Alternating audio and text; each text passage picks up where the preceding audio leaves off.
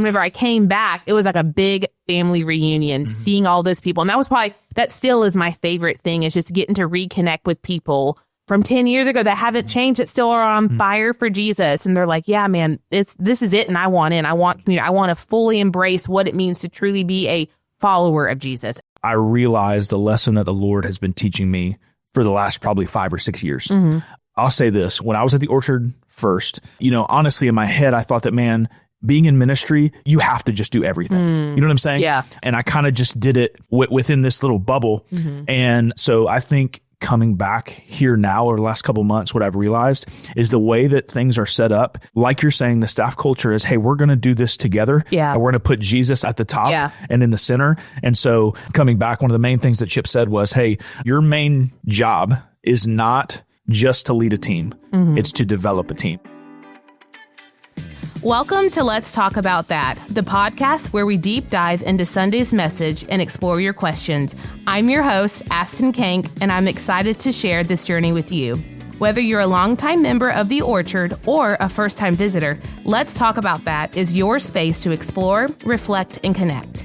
Join us as we navigate the intricacies of faith, spirituality, and daily life, seeking to understand how the wisdom shared on Sundays can be applied to our modern challenges. So, grab a cup of coffee, find a comfortable space, and let's dive in together. This is Let's Talk About That, where the conversation about Sunday's message never stops. All right. Well, welcome back to Let's Talk About That. I am in the host seat today. If you don't know who I am, I'm Chip. I'm the lead pastor here at the Orchard. I was the fill-in host in between our first host, Mr. AJ Stevens, who moved to serve at Liberty Live Church in Virginia, and the new highly critically acclaimed host, Miss Astin Khank. Let's go. Who is still sitting at the table today. I am. I'm sitting across from the host, and I'm not going to lie, I'm a little scared. Yeah, she's a little scared because I have Astin and Austin Shekell here with us today, and I have not given them the slightest heads up what we are about to talk about. Legitimately nothing. No, I usually prepare, quite a bit for, this every week. And now that I don't have anything in front of me, I'm a little terrified. I don't know. It's kind of exciting to me. Chip likes to throw curveballs. And Indeed. yeah, so I'm here for it, though. But what's the worst case scenario, though? I don't know what to talk about. Or I'll just be silent, like crickets. Hey, Chip, crickets. didn't you literally throw curveballs in college a little bit? I did. I was a junk ball pitcher in college. Oh, I didn't know that. Little fun fact. I was more of a change-up slider guy, but yeah, I was a junk baller for sure. What's that? It was acting like I means knew what it that was. I have no I idea. couldn't throw hard. So number one, if you know me, immediately you're shocked that I played baseball in college. But keep in mind, it was semi-college baseball that I played, right? Because the way I explain it to people is, number one, we were a non-scholarship school in a Christian division. So we were NCCAA. Yes. Not NCAA. Gotcha. Yes, Right. Chip, exactly. So I played basketball for 1 year at Trinity Baptist Trinity, College, yeah. NCCAA, Division III. I'm pretty sure it's the lowest college sport you could possibly semi-college. play. That's exactly. what I mean. Technically say, though, I played ball in college. That's right. Because Yeah. you did. So here's the way I explain it to people too is, in baseball, and college baseball is just getting going right now, there's always early in the season some midweek series that these big schools like Florida State, whatever, that they bring in these small schools for these midweek tournaments, kind of like these warm-up games. Gotcha. Those schools would do that to us.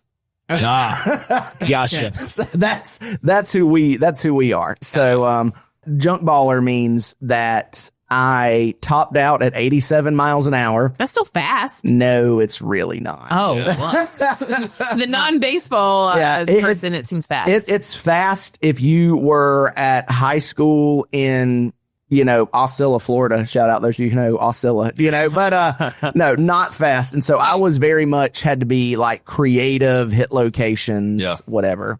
Gotcha. Which, by the way, if we're talking sports, how are we not talking about the United States beating Canada for the gold medal in hockey? How about homie legitimately, what an iconic photo. He's got the gold medal, smiling. He's missing a tooth row, incredible. That's the most hockey picture ever. So to be completely honest, I did not watch the Winter Olympics, but I saw lots of pictures. And that was one of the pictures I saw with the guy I didn't watch the hockey with half his teeth. Yeah, I didn't watch hockey because the game was like 8 o'clock yesterday morning, and we were like in the middle of church flow hard. Yeah, so I didn't watch any hockey either, but what I did watch, I think it was the first day of the Winter Olympics, the skiers that do the long jump. Crazy. And I'll never forget looking at my wife. Yes, legitimately. And I'm like, could you imagine strapping skis onto me and sending me down that hill and just seeing what would happen? You know what I mean? Like, bless you. Good luck. Seriously. Seriously. My favorite memes that come out of the Winter Olympics are like pictures of overweight, obese Americans with snacks all around them judging these athletes in a sport they've never played before. Like, oh, I can't believe he screwed that up. Exactly. Are you kidding me? So I have a theory about the Olympics, and I think this made an appearance on the podcast like when the Summer Olympics were around last time, because we're close to, 2 years or whatever. Yeah. So here's my theory. I think the Olympics would be far more electric and far more watched if we did a draft for the Olympics. Like 4 years before the next Olympics, or 3 years or whatever before the next Olympics, they did a random drawing for American citizens for random events that they had to compete in. So you get like a random 40-year-old dad on the basketball court? Yeah. Could you imagine how electric that would be? Yeah. Like now Austin Shekell is going to be competing in the luge. Yeah, right. And Austin's just like creeping down, but everybody's losing their mind. Let's go, Austin! Let's go! That'd be electric. It would be so that's great. And or the other one that you can do for the Olympics is always put in a normal person trying to do the event before the athletes go, just for perspective. Yeah. I honestly, I like that. I like that better than your first thing. That's great. Well, it's not better than the first one, but whatever. That's fine. That's fine. That's what it is.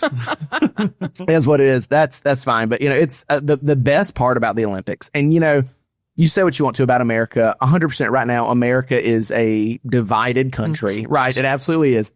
However, the thing you have to love about America is now that we beat Canada for the gold medal in hockey, everybody thinks we're a hockey country. Yeah. Like we're like, oh yeah, hockey. I've always loved hockey. Let's go. Fire me up. Like it doesn't matter what it is. If we win the gold medal in it, we're all in. Yeah. So when we lived in the Panhandle, we would go to some of the games out there, and I literally, drawing a blank, Jax is wearing their hockey sweatshirt right now. But he got into hockey, and he thought it was... Really? He did, yeah. We took him to 2 games last year for his birthday. Pensacola? Ice Flyers, that's what it was. Ice Flyers. Okay. Flyers. I was going Blue Wahoos, but that's the minor league. Yeah, that's the minor league baseball team. So it was the Ice Flyers, and Jax thought that was so much fun. So much so that my mom bought him a sweatshirt, and he's wearing it today. But he never understood like when they would get in fights. So there was one time, and I still don't understand what was going on, but like they let them fight on the ice. That's right. Yeah. No, that's hockey. Yes. You're allowed to. Yeah. The only reason that rednecks go to hockey games is in case a fight breaks 100%. Because we had a minor league-ish hockey team in Tallahassee for a while called the Tallahassee Tiger Sharks. And that's legit. It was just a bunch of redneck guys hoping to see guys fight on stage. Yes. Yeah. Well, anyway, Jax thought it was funny when they go to the penalty box. And so we had to start implementing that at our house of like, you're about to go sit in the penalty box, Jax. And he thought that was really fun. That's electric. I love it. My uncle, he told a story about going to a minor league hockey game one time. And he said the thing he enjoyed the most was the fact that he wasn't on his tractor and it wasn't 90 degrees inside there. And he was guaranteed that it would be a cool place to chill out. That's so funny because I heard some guys say that in Tallahassee. Like, we just go there because it's nice and cold. And, you order some food, order a drink, just chill out, and it's a good time. It's hilarious. So I did see a TikTok video this morning. I was scrolling while the boys were getting ready for school, and it was showing a little league hockey game. Okay. Which, I guess is a thing maybe up north in places. Yeah. And it was like peewee hockey. Mm-hmm. And as soon as they dropped the puck, this one kid just skated across the ice, like to a kid on the back row and just tackled him. And I don't know if it was like his friend or his cousin or whatever, but he like stood up and like, it was great. It was great. So what you're experiencing now is why I don't host the podcast anymore, because straight rabbit trails. We just don't even know what we've talked about so far. So, and you're still no closer to knowing what we're talking about. I have no idea. I'm getting a little anxious. So here's what we're talking about today, because I just kind of want to pick both of your brains. I'm a little bit curious about your old, fresh eyes. Okay. And here's what I mean. Both of you have something that's pretty unique. both of you, Besides our names being similar and only one letter difference. well, until you got married, they were like ASAS. That is correct. And No, then that's it was true. Astin and Astin. Yeah, it's Yeah. it's interesting. Yeah. But so here's what other thing you have in common. You both were on staff at the Orchard. We were. You both left and then came back and you were on staff at the Orchard. We were I did- just talking about this yesterday. Yeah, Between- 100%. Yep. This is crazy. Well, Yeah.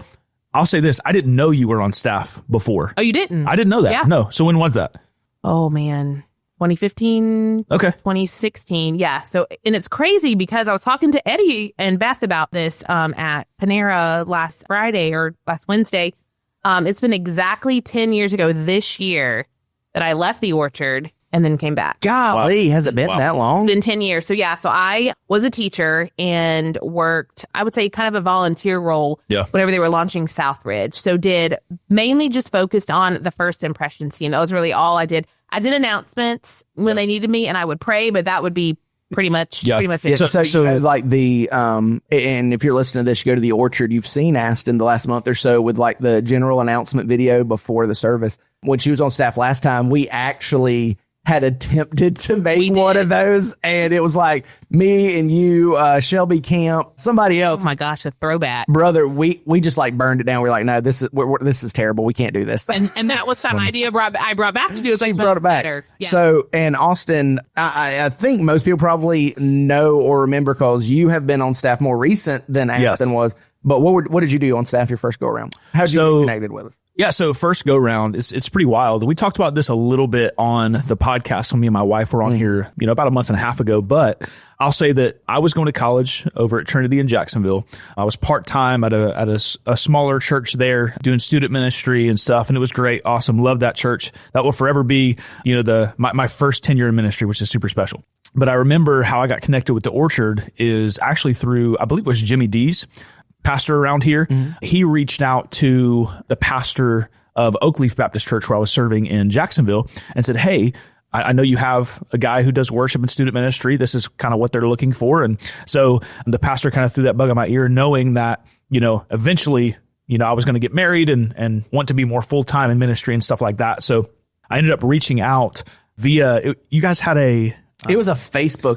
Yes, it was. It was. Whoa. It was like a random, Facebook was trying to convince you that you could advertise for jobs on Facebook. Yeah. And I thought we just let's see. Yeah, and so he pointed me to that, and so I did like this application through Facebook. I even uploaded a video of myself with a guitar, you you know what I mean, just singing. Yeah, which was brand new to me. Obviously, I was just waiting for him to be wearing like a puka shell necklace and everything when he was uploading the video.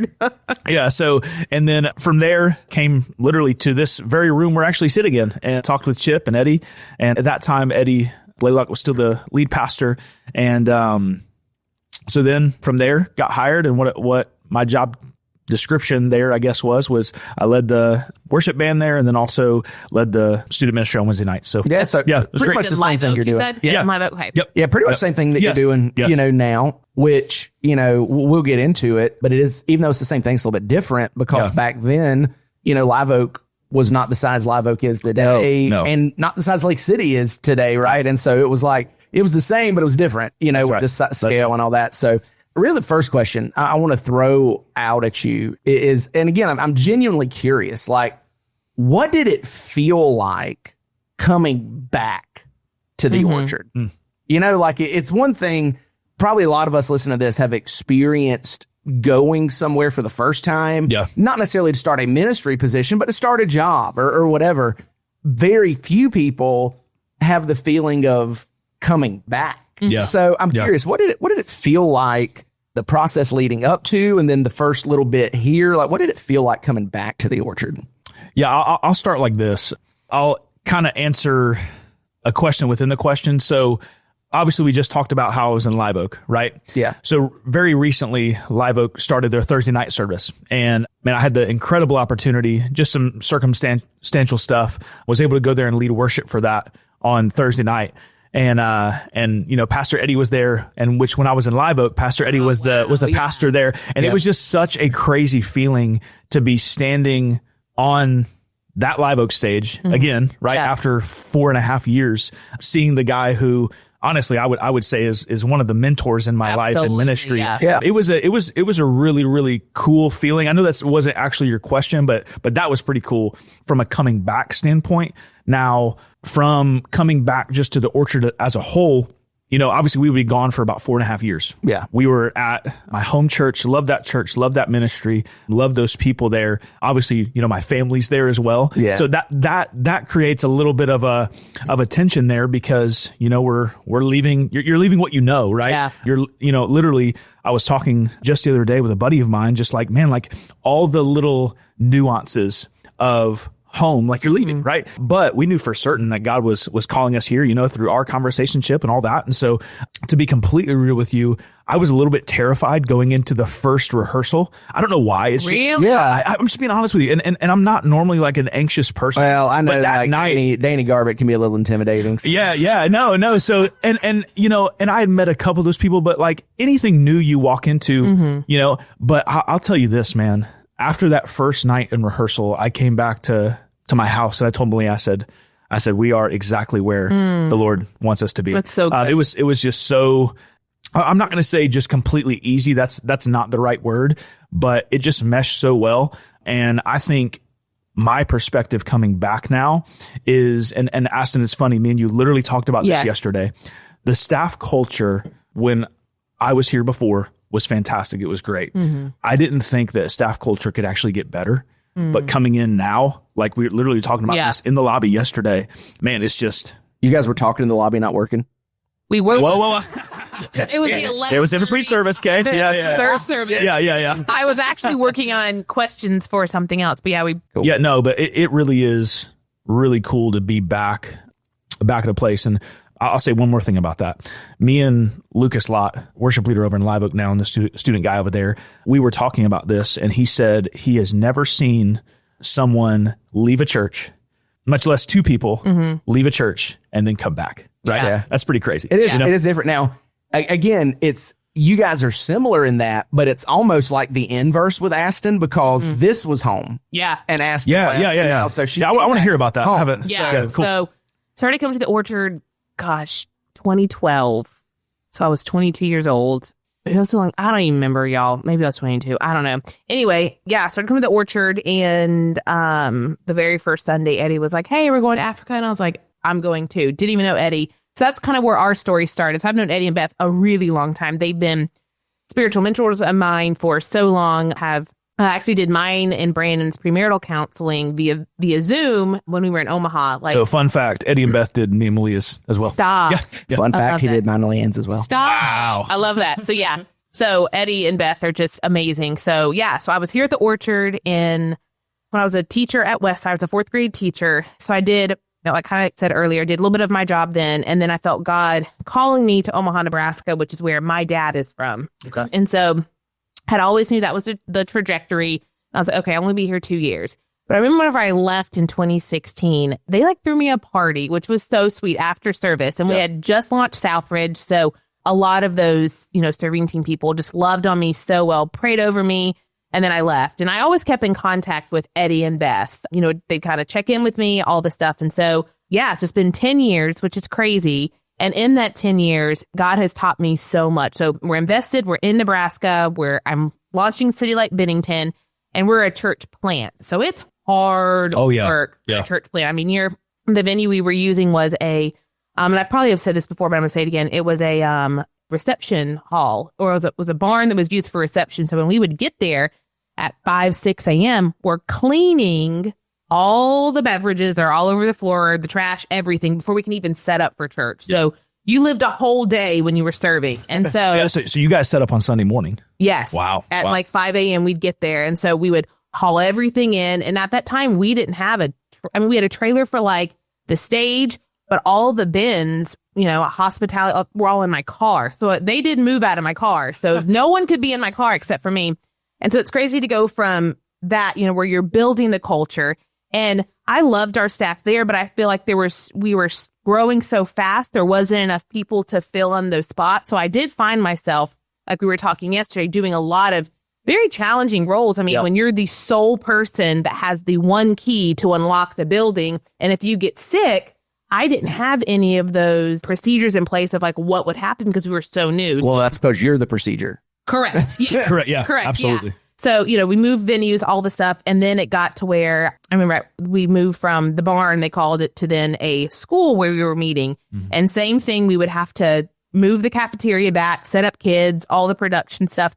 But then if there were issues, say, with the fire alarm, that came back on me because I was the one contact for it. So it was a lot of big responsibilities. And at the time, I was also pregnant with Jack. So it was just a lot of pressures and things. And I would say that there was a short season to where I had a hard time separating like my time with Jesus with work. It was just all wrapped into one, to where I was starting at some point to resent it because it was so much. We were leading a group, and they were all great things, but I was just so burnt out. I was not spending quality time with God at all. I was constantly pouring from an empty cup because we were just stretched so thin. Yeah. And so, then we moved to Panhandle and we helped this other church there. But whenever Chip gave me the call at first, I was like, God's got us here. No, I wasn't even like contemplating the idea. And then slowly but surely, God let me down easy. I did. Yeah. I did. I was like, thanks, but no thanks. But God, being God and who he is, slowly softened my heart to the idea. So when we first came back, life was like crazy. We had just had a baby. Jackson just had his tonsils. I didn't even publicly even make it Facebook official that I had even moved back. So people were starting to find out like word of mouth. And suddenly I'm, put on stage and I'm talking. And people are like, oh, are you just visiting? Or are you back? I'm like, nope. I've got to tell this story. So we had the Beast Feast Saturday night, a couple days ago, and Braxton Kuhn walks up to me. He goes, "You drove all the way here from Melbourne?" And I was like, "No, Braxton." I'm like, I've been here for a little bit. Like he just had no idea. It was hilarious. It was hilarious. Yeah, because Facebook is our our news source. That's true. And so so we came back, and what's really awesome is some of the same people that were serving when I left are still serving, and that's and happily serving. And so when I came back, that was so cool to just be embraced by a hug with them and just how excited they were that I was back.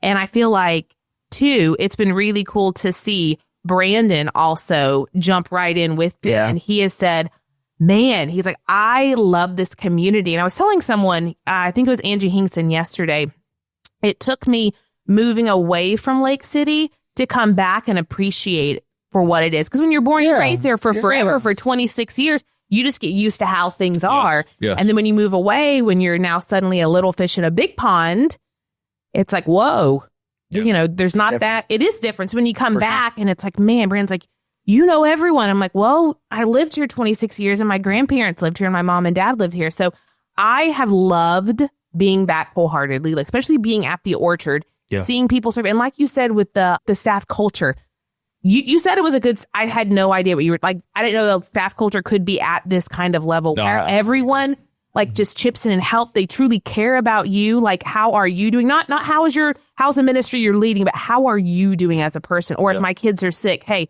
what do you need? How can we help? Like, man, we are so lucky to have not only a church this way, but leadership within the church that truly love each other so well. Well, 100%. And I think another major thing, and I thought of it as you were talking, is in coming back, I realized a lesson that the Lord has been teaching me for the last probably 5 or 6 years. Mm-hmm. So I'll say this, when I was at the Orchard first, I was young. I was 21, 23 years old. And, honestly, in my head, I thought that, man, being in ministry, you have to just do everything. You know what I'm saying? Yeah. And I kind of just did it within this little bubble and didn't allow people around me to lead the way that they should. And so what the Lord has revealed to me, the Lord has revealed to me, but what it was my own pride, right? Not allowing that. And so I think coming back here now, or the last couple of months, what I've realized is the way that things are set up, it almost eliminates that. Does that make sense? Not saying that it could creep in and all that stuff, but like you're saying, the staff culture is, hey, we're going to do this together. Yeah. And we're going to put Jesus at the top and in the center. And so, and also we're going to empower people around us. Absolutely. Like, that was a really cool thing coming back. One of the main things that Chip said was, hey, like your main job is not just to lead a team. It's to develop a team. And that's pretty cool. Yeah. You know what I mean? Yeah. That's awesome. Well, I think, even tying that into this series that we've been in, the one another's is, and this may be overly simplistic, but like if we can't one another as staff and servants, as leaders in the church, how do we expect our people to one another? For sure. Yeah. And so I think it's really just that simple. I said it not this past week, but I think the week before. No. It was a refuel talk. And then, I said it on a podcast, my Impact Leadership podcast. Sometimes, leadership is just being spiritually mature in public. Yeah. It's just like, there's nothing special about it. Like, and it does my heart good to hear, your guys' perspective on our staff culture, because that's one of the most important things to me. I found is, I feel explicitly called to care for our staff, to lead our staff. And so that's important to me. But at the same time, like, it shouldn't be that difficult. Like this should not be an outlier. This is what healthy, one anothering looks like. We just all work at a church together. Exactly. Like exactly what you're saying. If we live out what we talked about in this last 4-week series, then the staff culture will just come natural. Absolutely. You know what I'm saying? So cool. Well, so then let me push in a little bit further about, coming back to the orchard. What's different this time around? Because Astin, you were gone for, like you said, almost 10 years. Yeah, right. At Austin, you were gone for 4.5. And, there were some changes that happened, as always. Anywhere you leave for that long, there's going to be changes. Yes. Changes in who is on staff here, right? Changes in, well, like Eddie was the lead pastor. I'm the lead pastor. There's just like little changes like that. But what are some changes that you've picked up on? Big, little, important, unimportant, doesn't really matter. Yeah, I think the first thing that comes to mind is just you can feel and see a hunger in our congregation that... Is that an overweight joke? No. Well, you said you can see a hunger. I'm like, I didn't know where we were going. We got donuts and not in the lobby. And let me finish. No, a hunger just for that spiritual maturity and just that iron sharpen iron. I mean, I've been at different, and I think because maybe I wasn't in on the leadership meetings that you guys had. I just, pretty much was there on Sunday mornings and kind of just had the lens of like, let's get my first impressions team up, rolling, that kind of thing. But I just sense, I see people that are truly in community. We went and checked out the Monday night group on last Monday night. And see, that's why you don't overthink name and stuff. So true. Because when you said the Monday night group, you're almost, it's in the name. Yeah, it's right there in the name. Sure. I love how simple it is. But yeah, just when we were going around kind of having conversations, there were people who, it was their first, second time coming. They're like, man, we want to fully embody what community is. And I wasn't in a small group whenever I was here the first time. I don't know if we were just launching them or what, but for somehow I was never in it.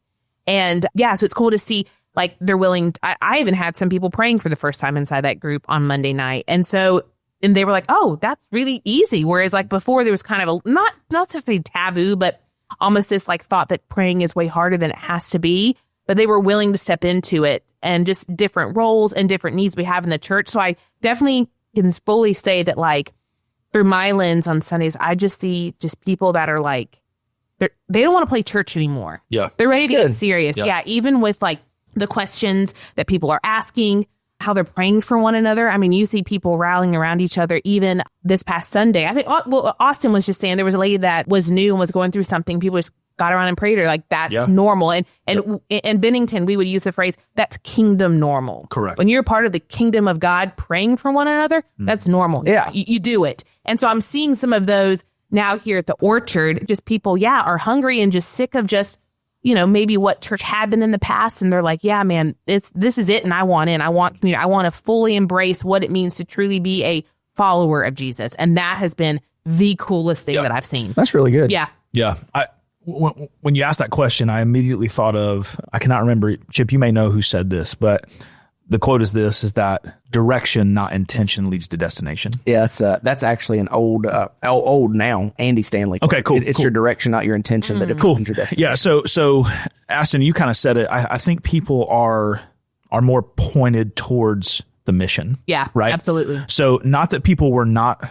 When I was here last, that's not what I'm saying. Not that, you know what I mean? It's the orchard is who the orchard is. 100%. It's just what's different. Yes. And so, because we've been so removed, exactly, our minds, you come back and that's the first thing that we notice. And it probably has been in place, but for 100%. and both of us being here less than 6 months, yes, that's just something we pick up as a man. Yeah. Well, it's kind of like your kids, right? Like your kids grow every day, but when you're with them every day, you don't see it. Yep. If you see somebody else's kids and it's been a few months, oh, wow, they've got big, So prime example of this was yesterday. Kyle Culpepper, love that guy. Big Pepper, great guy. Yeah, literally, someone walks in with a Bible, and they're like, "Whose Bible is this?" Almost just spit coffee. Yeah. So someone walks in with a Bible yesterday and holds it up, and they're like, "Whose Bible is this?" I was like, "There's a name on it, right?" She goes, "Kinda," and I look and it says Big Peppa. I was like, "Oh, that's Kyle's." Big Peppa. Yeah. So anyways. So here's an example of someone being appointed on mission, right? So there's a guy who comes in and his phone's just not working. And to be completely honest with you, service is about to start. I just, okay. Yeah. Sorry, man, your phone's not working. We get done with that third service as Kyle is running around like a madman trying to find this little paper clip to open this. Yes. Wait, a paper clip? Yes. Listen, to open this guy's phone SIM card to try to fix it for him. And when I left the parking lot, this is after, everything. He's still sitting outside at a table with him. And I know Kyle's heart in that. It's not just to fix this guy's phone, right? Yeah. It's to then show him, hey, I really care about you and I care about where you stand with Jesus. Yeah. And so like that's to me, those are just prime examples of people just being pointed and on mission, man. And that's just super cool. Yeah. That's so cool. And I do think that, one of the things that I did when I became the lead pastor is, I told the church, I was like, we're not setting a new vision. We're just going to double down on the vision that the Orchard was founded on, which is reaching those who are unconvinced, unconnected, unfinished, impacting lostness is how we say it, but it's the same idea. And loving God by loving people, like it's not new. It's just remembering who we are and doubling down on it. So I guess along those lines, leading into that, the next question would be, okay, if those things maybe feel a little bit different, what feels the same? Like when you came back, what felt like, oh, yep, that's the... Oh, I immediately know my answer. One big family. No, 100%. So I would say, look... I was waiting for Austin when the way he smiled, I was waiting on it to be like hunting or fishing or something. Like the way he smiled. That is true. That is he true. Just lit up when Listen. We moved to a little... we're in the complete back of a little, you can't even call it a subdivision, but it backs up to some county land. And there are deer and turkeys just everywhere. And so every morning, that's right. Until we schlock them. No, I'm just kidding. Oh my God. Anyways, but what feels the same was, and it's funny, like even, I'll say this, the church we were at in Melbourne, Bethany, there were people from the Orchard that as they would drive through, they would stop in and see us. And it's like, that's crazy. Yeah. And now we get back and, going to the Live Oak location, seeing all those people, seeing everybody at the night of worship. It's just like, just open arms, they just love you. And that's really, really cool and really refreshing, as somebody on staff at a church to know that the people aren't just there wanting to consume, hey, you can talk well. You can sing well. It's like they actually care about me, care about my family. And that's pretty cool. Yeah, I would agree with that. And I've said this multiple times that an unfortunate reality of being on paid staff at a church is that many churches view you as an employee hired hand. Yes. No matter what your title is, pastor, secretary, janitor, whatever, you are the hired hand. It's your job to do the work, to do the ministry. I don't think I've ever once felt that way at the Orchard. Yeah. Not that there's not a general expectation. No, hey, we are paid to lead the church, to run the day-to-day operations of the church, but it's never been, oh, you're just an employee here. You're a hired hand. No, you are very much a part of the church, not just a quote employee of the church. And so I think that's really good. Yep. I would agree. Yeah, I know. I would say, just feeling like one big family. Even, whenever I moved away, they threw that party for me. And then I still had people that kept in contact. We talked about this before we even announced that I was on staff. Whenever we had the podcast about putting your yes on the table, I had to support raise at the church plant that I was at. Support raising is where basically you're launching this church and you are asking people to walk alongside you financially while you're able to help build this church, help, support them, love on them, and just kind of point people towards Jesus.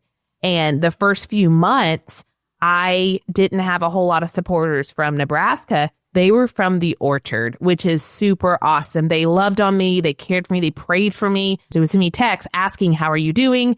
How's the ministry going? Like, what are some updates? How can I be praying for you? Mm-hmm. And that's what a family does. Yep. Like, no matter the distance, like, they are still in your life. I think the first people that automatically come to mind, besides Beth and Eddie, are Janice and Vince Camp. Yeah. They kept in contact with me whenever I would come into town.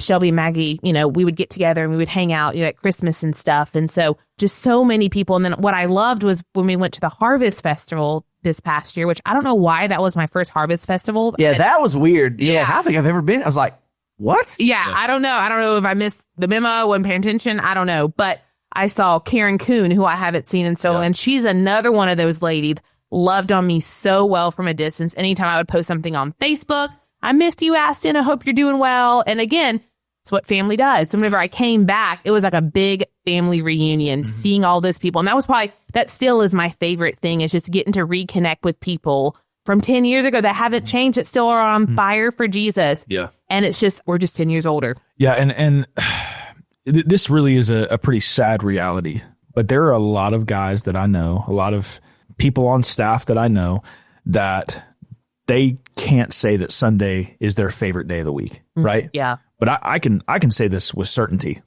Sunday is my family's favorite day of the week. Absolutely. Man. And we legitimately get fired up to go do it. Why? Because literally I was in my truck yesterday. I sent it honestly while driving.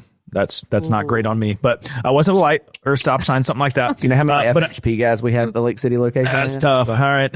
All right, here we go. Anyways, and Elevation just came out with a new song. It's called I Got Saved. And it's just like an anthem, dude. It just fires you up. Yeah. And so, but I'm sitting there thinking about this yesterday, and I'm like, man, how cool is it that even though we're not physically hand in hand every Sunday, that all of our locations get to honestly just charge darkness together. Yep. And I know without a shadow of a doubt that everybody on staff, volunteer wise, and all of that would feel the exact same way. And it's it honestly is pretty cool. Yeah. That simultaneously we can be in Lake City, Brantford, and Live Oak. And I mean, wherever else people are listening to online message, just charging the gates of hell together. Yeah. And impacting lost us. That's, I mean, what more do you want to give your life? I'm pumped up as Austin's even talking right now. I'm like, let's go. Let's say, I mean, here for it. Here for it. Go. Exclamation here mark. For it. Yeah. So last question. And this one may be a little bit more difficult, maybe easier. I don't know. But not the church. How are you different this time around? Oh. Wow. How are you different? Question. Wow. Which both of you had your first child while you were away. So, that'll change it. I'll say this, but today is already, it's honestly a bittersweet day, because my daughter turned 2 years old today. Sweet. And, man, this morning, I got up kind of early. I'm, making breakfast and all that for the family. I go in, Henley's still asleep. And I just had a moment where I just kind of broke down a little bit, not in sadness, but just in thankfulness to God for her, because I tell you, and you guys know this, kids they just do change you. Yeah. I think they make you realize how fortunate you are to know God. Yeah. How fortunate you are to sanctifying process. 100%. Yes. And that, man, there's been so many times where, I'll do something that I would normally do, and I'm like, man, I just can't, I can't do that anymore. You know what I mean? I'm the type of person that I don't get really mad at people, but I'll get mad at things, right? I'll give you an example. I had a old F-150. This is back when we were in Melbourne. We sold it right before we came here, and I would always change the oil and do all that to it. And I was outside working on it, and I got pretty ticked off at it. And I had, something in my hand. I just threw it at the truck. I mean, I was just mad, right? Mm-hmm. And I'll never forget, Henley and Malia had walked down the stairs, and Henley's just looking at me like this. And I was like, oh man.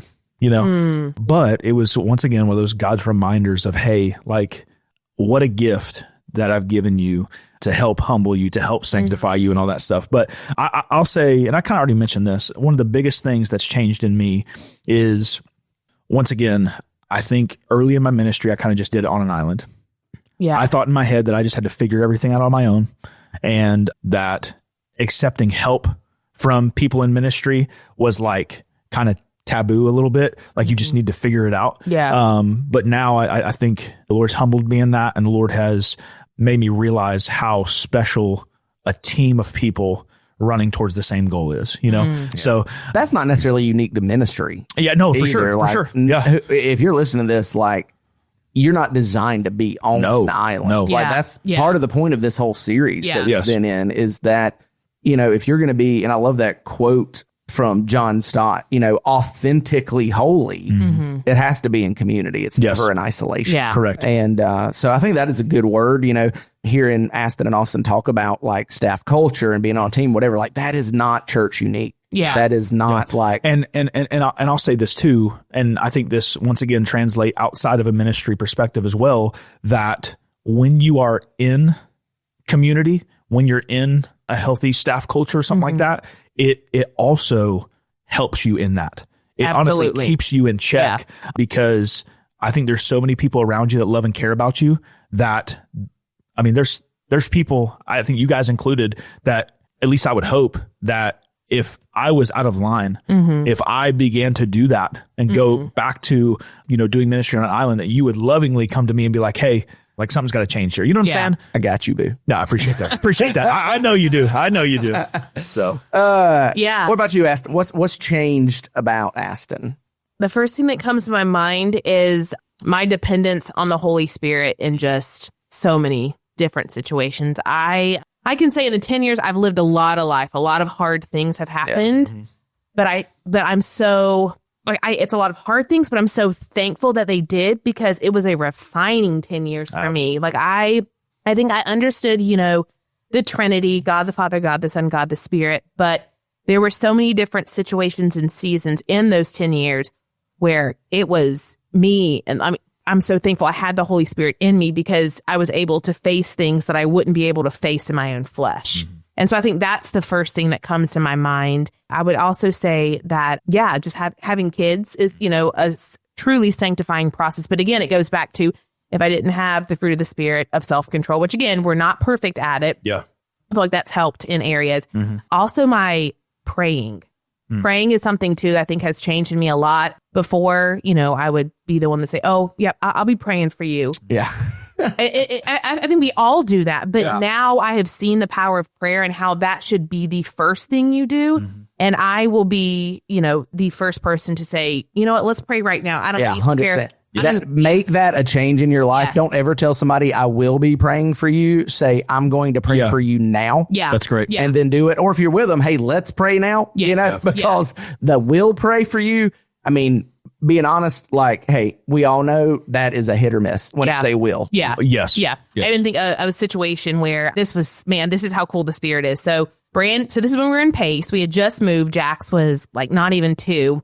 And we were at the good old Piggly Wiggly getting Only some surpassed by the Hoggly Woggly. Oh, is that a true thing? There was one in Dixie County. Oh. It's the Hoggly Woggly. So anyway, we are at the Piggly Wiggly. It's Brandon, Jax, and I. Jax is little, and we're checking out. And I noticed this woman is visibly upset. She's a worker, and so I kind of see her out of the side of my eye, but trying to entertain Jax. Brandon's paying.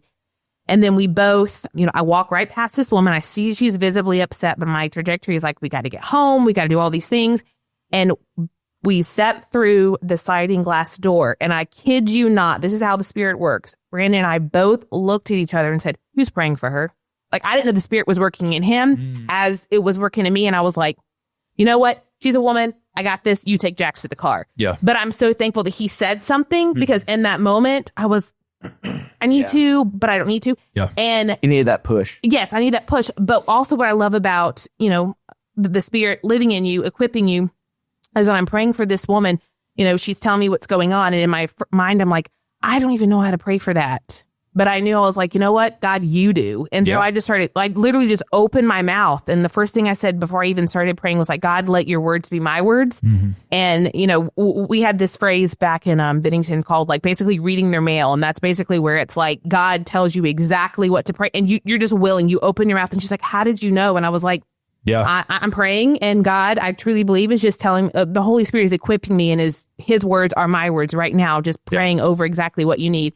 And so to me, it was one of those moments that was kind of like an aha moment of like, man, prayer does matter in those moments. So I feel like for me, I'm coming back to the Orchard with just eyes to see that prayer does work. And I've seen it in my life in so many situations. And so, yeah, I think that's how I've changed. Prayer is a big, important thing to me, but also I'm just so thankful for the Spirit living. That's amazing. That's really good. Yeah. I'll say one more thing. I wasn't going to say this, but so yesterday, Chip, you were talking about our natural versus supernatural inclinations, right? You know, how we don't live by feeling, we live by the Spirit, stuff like that.